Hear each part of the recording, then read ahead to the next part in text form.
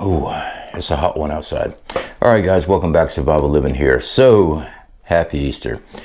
I hope you guys are spending time with family and friends right now. I have been working. Yeah. So, guys, we are getting everything situated here in our new home and getting things unboxed and all that good stuff. But at the same time, as a prepper, I've got a lot of stuff to move and a lot of stuff to set up. One of the things I want to go over with you guys, and we're fixing to take the camera outside, is alternative power.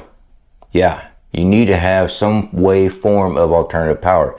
Whether it is solar generators, whether it is solar panels, solar systems, gasoline generators, propane, whatever you need, whatever you can afford, you need to be working on alternative power. Reason being, you need to run lights, all right, so you can operate in the dark. What about security details and stuff like that?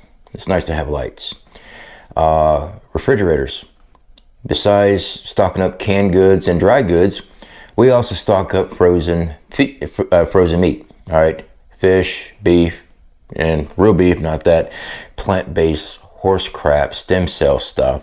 Yeah, I know those are two different things, but I'm not eating that. All right, so you got to be able to keep those refrigerators cool. Also for medication, if you're diabetic or other forms of medication you have to keep cool, you need to be able to run a refrigerator, even if it's just a mini fridge. All right, mini fridges don't use much power. You know, the little dorm room fridges, they run about like $150.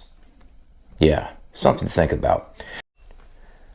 So there is many reasons to have power. So what we're going to do is head on outside, and I'm going to show you guys what I've been working on. Well, one of the first things, cleaning up the yard. Yeah, when we got moved in, it was trash. So that kind of sucks. You go rent and pay what we pay for rent, and we got to clean up the place just to make it livable. Freaking crazy. So yeah, got done with the grass today. I got to chop all this stuff out. My sawzall is at the job site. I'm going to come back with that and just cut all that down. But I'm not throwing it away because we also have our wood burning grill out there, and we're just going to use that for fuel. But let's go into the side room here. All right, this is a very small space for me to store tools, lawnmowers, weed eaters. Let me just get behind the camera here so I can actually see what I'm working with here. Propane cylinders. I want to get a couple more. We have some in storage right now. I like having propane. We have propane heaters. We have a tankless water heater to take showers, make hot water. And also we use propane we use for our grill and stuff too, guys. So yeah, freaking awesome.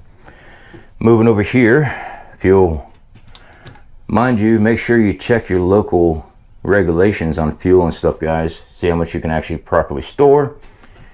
But an idea is a good sized generator. That is a 4,000 watt gasoline generator right there. I've got to clean the plugs, drain the oil, and do the maintenance stuff on that one, and everything be good there.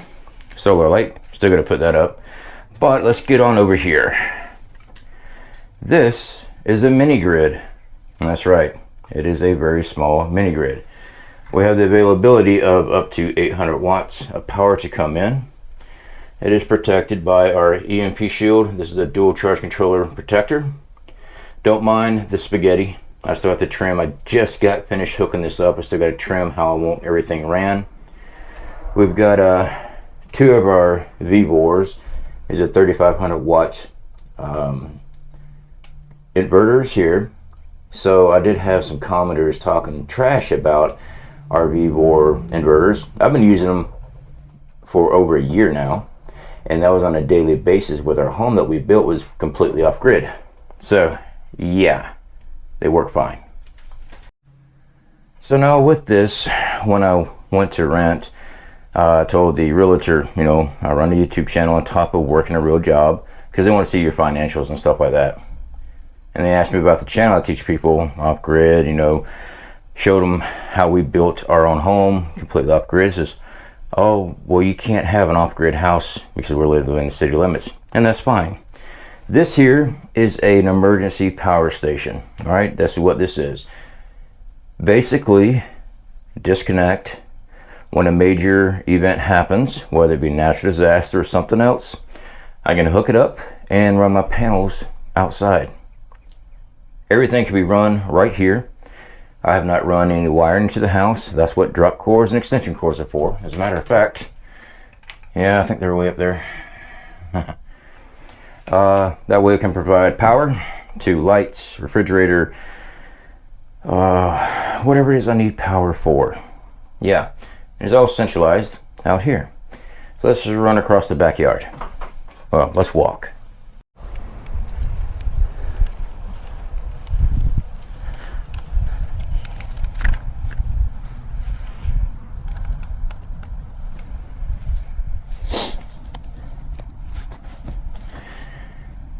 All right, so you see there's only 2 solar panels.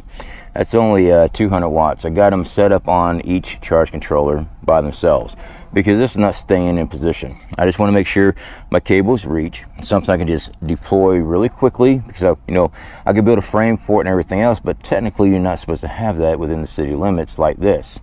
So this is for emergency purposes only. When the power goes out, I have multiple ways of generating power. These panels, they don't weigh a lot, maybe 15 pounds a piece, close to.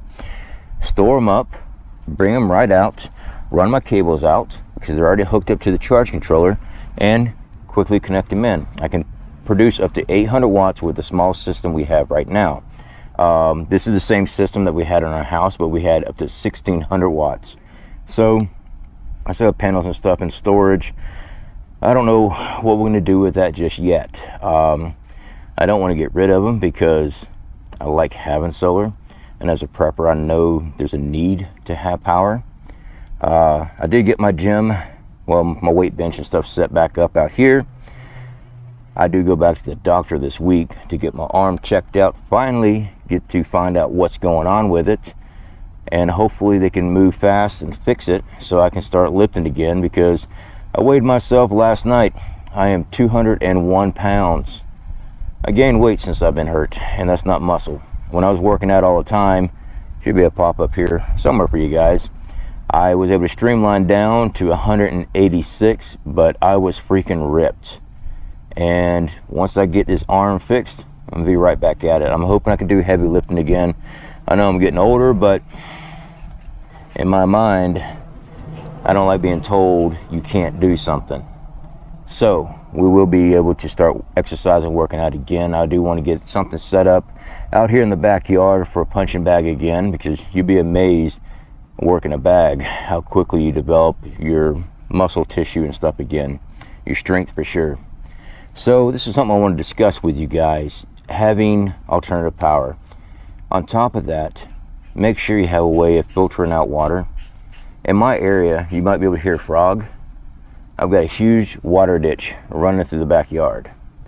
Now down here in Florida, that means a lot of mosquitoes, but it also means frogs, water moccasins, snakes, as I've done videos on.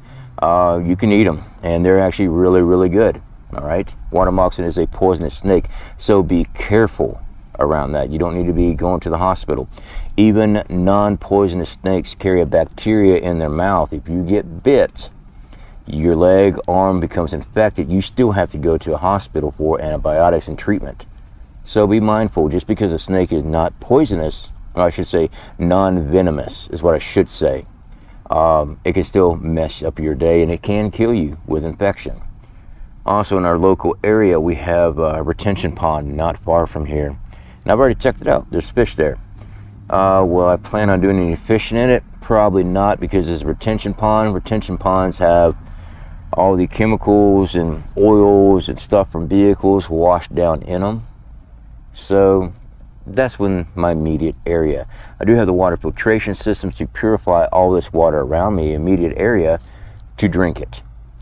But now actually eating from it, that's iffy, all right? But thankfully, there are water sources not too far. As a matter of fact, we got Brackish Water Bay, I don't know, a mile from my house. Not bad. I just not much on salt water. Well, it's brackish water, but I used to fish out there a lot of times, and we got big old sail cats out there. Now, that's a saltwater catfish. A lot of people say you can't eat them or don't eat them. I freaking love them. While everyone else throws them away, I get them. I love catfish. Also skates. Looks like a giant stingray. Those fins, fry them up, delicious. So there is food sources nearby. Unfortunately, I cannot purify that water out unless I'm using our distiller system, and that could purify salt, brackish water into drinkable water. But for regular fresh water, our filters work great for. Anyway, guys, I hope you're having a great Easter again. Hope you ever spend time with family. My wife is actually at work today. I was off today, so I had to get out here, cut the grass and all that good stuff, and I want to get this set up so we have that ready to go in case of an emergency situation. And I encourage you guys to do the same. Like I said, whether it's a solar generator, and we all know those are expensive and they are limited, okay? A solar grid, that's I like more. I can easily break it down and I can build onto whatever it is I need to, all right? Gasoline generators are great, but you're limited by fuel and fuel storage. So there's something to think about, guys. All right, speak to y'all later.